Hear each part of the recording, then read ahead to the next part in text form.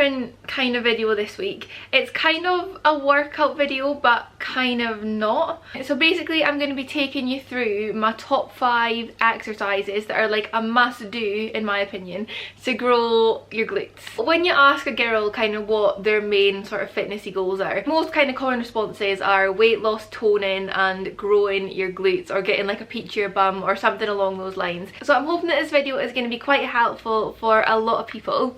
But before I get into it, I just quickly want to mention a few things. So I'm giving my personal top 5 exercises. This is just kind of all my personal opinion and what works best for me. Obviously different things work for different people, and there are so many more exercises that are good for your glutes as well. So just because I've not mentioned them in this video doesn't mean that you shouldn't do them or that they're not good or they're not going to help glute growth. Just kind of wanted to mention as well and put it out there that there is a lot more that goes into growing your glutes than just doing like specific glute exercises. Obviously your nutrition's going to play a big part. Like if you want to build muscle, you need to be in a calorie surplus and you need to make sure that you're hitting your protein and you're keeping it high. The intensity of your training, you need to be like putting loads and loads of effort in, trying really hard and constantly progressing, so either upping the weight or upping the reps. So yeah, all that's kind of going to play a big part in growing your glutes. So I just kind of wanted to put that out there because I'm not going to mention anything else on that in the video, but obviously it does play a really big part. So the first exercise that I want to mention probably isn't going to come as a surprise to a lot of people. Like this is probably the most common glute exercise out there, and it is hip thrusts. So like I said, hip thrusts are a really common glute exercise. Whenever you ask someone to like think of a glute exercise, hip thrust is like the one that kind of pops into your head first, and with good reason, because they are such a beneficial exercise for your glutes. Obviously in this demonstration I'm at home, so I'm only using a dumbbell, but in the gym I would set up a barbell. You're going to have your feet under your knees and you're just going to drive your hips up, posterior pelvic tilt at the top, squeezing your glutes and then bringing it back down. So that is the basic movement of a hip thrust. So the thing that I like about hip thrusts is that they target all 3 muscles of your glutes at the same time. So if you don't know, your glutes are made up of 3 different muscles: the gluteus maximus, the gluteus minimus and the gluteus medius, and a hip thrust will target like all 3 areas, so you're getting like a nice sort of like even coverage across the whole glute. And it's also a glute isolation exercise. When you're doing the movement, there are no other muscles that are kind of like helping to lift the weight. It is literally just your glutes, and it's an exercise that you can go like pretty heavy on. So another thing that I like about hip thrusts is the fact that there are so many different variations that you can do for them. So obviously in the video demonstration that I showed you before, that was just like a standard sort of hip thrust, but other than that you could do pause reps where you're holding at the top for maybe 3, 4, 5 seconds. You could do hip thrust abductions where you've got like a band on and you're like taking the weight up, knees out, in and then bringing it back down. You could do 1.5 rep hip thrust, so you're like up, halfway down, up and down. Triple contraction hip thrust where you're doing like 3 little pulses at the top. B stance hip thrust, which are like a unilateral movement, so you're working each side on its own, and the different variations are obviously going to give you like different benefits as well. So overall, a hip thrust is a really good movement. It is an absolute must. Like I always have some form of hip thrust in my training plan. So second exercise that I want to touch on is another quite big exercise, and it is squats. Pretty sure that everyone knows what a squat is and how to do a squat, but I'm just going to insert a quick little demonstration video here in case there's anyone who is completely new to fitness and isn't quite sure. I am doing a goblet squat in the demonstration because I am on home workouts at the moment because the gyms are still closed. So I am doing a goblet squat holding the weight in front of me. If I was in the gym I would always do like a back squat where I have like a barbell across my shoulders, but we're just kind of making do with the goblet squats for now.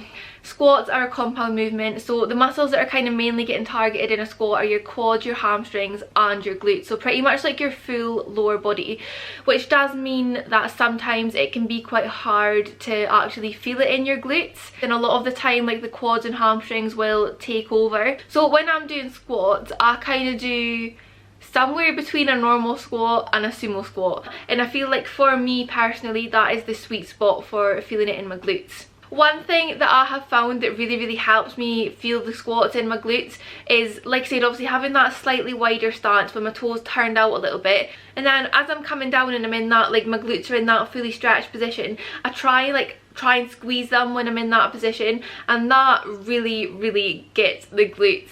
I know it sounds really weird to kind of squeeze your bum at the bottom of a squat, but trust me, it works. It can take a while to sort of like get used to, because obviously like you're not really used to squeezing your bum when your glutes are stretched, but if you try doing it and like really try and contract your glutes when you're at the bottom of that squat, it is going to be a massive help. Okay, exercise number 3 is reverse lunges. They're a pretty kind of simple movement. You're literally just kind of stepping back into a lunge. So basically when you step back into a lunge, it puts a lot more focus on your glute than when you step forward into a lunge. So I always kind of go for reverse lunges where possible. I feel like they are quite an underrated glute exercise. It's not really one that kind of pops into your head as soon as you think glutes, but it is such a good exercise. The lunges are a unilateral movement, so it means that you're working kind of each side on its own, which is really good for sorting out any imbalances you've got, and it's also really good for your actual balance as well. So not only is it going to be targeting your glutes, you're also getting all these other benefits from them as well. So what I like to do when I'm doing lunges is tap my knee on the floor, just like really lightly, just kind of like so that I know that I'm getting low enough. It's going to be much more beneficial for your glutes if your muscles are at full stretch during the movement, so don't skip out on the full range of motion. I know it does make the exercise a lot harder,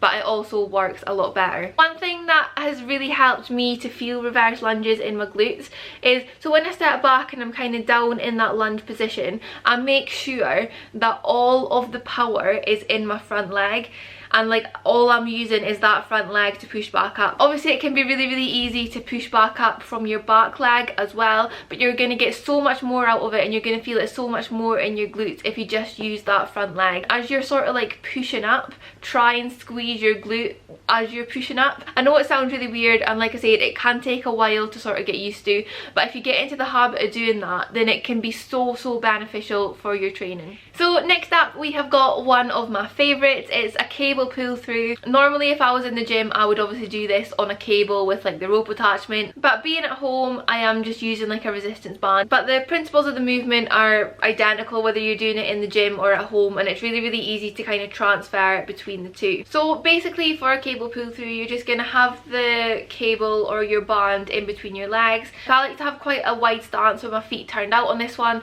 It does really help me to feel it in my glutes.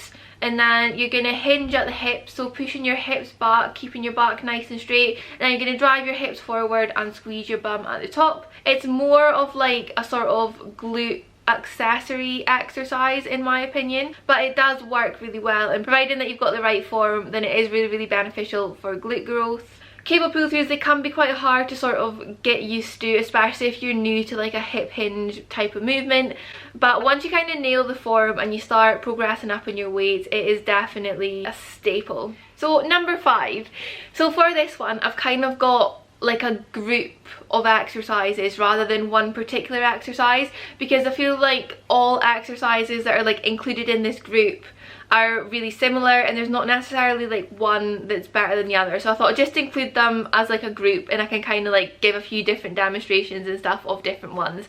So we're going to be talking about abduction movements. So an abduction movement is any type of movement where you're moving something away from the midline of your body. So for glutes obviously it would be moving your leg away from the midline of your body. So anything sort of like the seated abduction machine, cable abductions, crab walks, glute bridge abductions, standing abductions, lying abductions, like there are so many different variations, and I feel like they are such an underrated group of movements when it comes to glute training. I think like when you ask people like, oh, like what exercises should I do to grow my glutes, like no one ever mentions abductions, and I don't know why, because in my opinion they are literally like they are definitely one of the best types of exercise that you can do for your glutes. But when you're doing an abduction movement, whatever type it may be, it is mainly targeting your gluteus medius. So I'll pop a picture on the screen here so you can see, but basically that is like the muscle that sort of comes down from the hips. It's like a kind of fan shaped muscle that sits like on the top of your glutes really.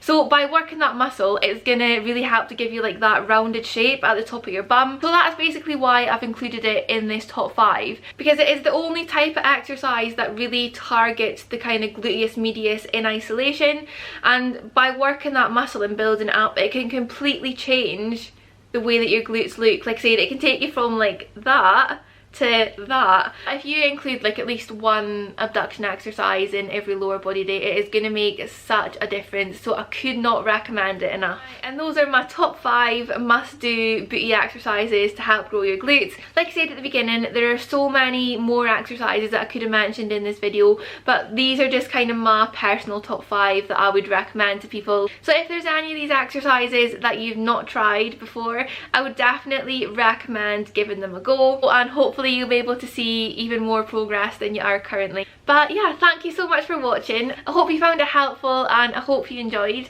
I'd be really interested to see what other people's top glute exercises are, so leave a comment down below with your top 3 glute exercises, and we can see like if there's any similarities or like any differences and everything like that. But if you enjoyed the video, remember to give it a thumbs up, and I'll be back again next Wednesday.